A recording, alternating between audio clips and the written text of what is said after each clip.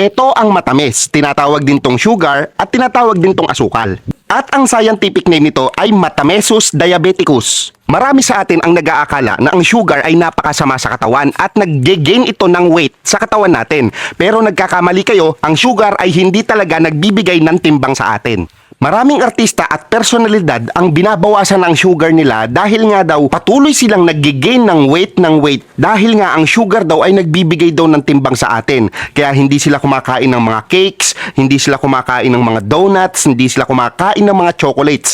Pero nagkakamali po kayong lahat. Maling-maling pagkakaisipan po natin yan.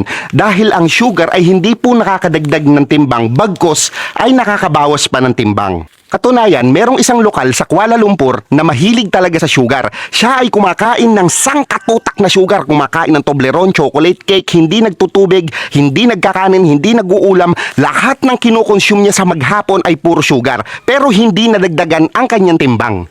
Una, binawasan siya ng kaliwang binti dahil nga may diabetes siya.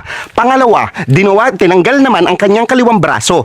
Siya ay nagtitimbang ng 60 kilograms pero ngayon ay 47 kilograms na siya. At nitong nakaraan na buwan lang, tinanggal din ang kabila niyang kamay at kabila niyang paa. So wala na siya kahit anong klaseng galamay sa katawan. At sa susunod na buwan, naka-schedule na siya sa pagtanggal ng ulo niya.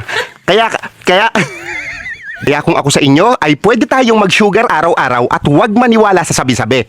Nawa ay wala na naman kayong natutunan sa ating video. Ako nga pala si Kuya Cool, Papa Cool. At kung gusto nyo rin na masayang ang oras nyo, ay panoorin nyo lang lagi ang video ko.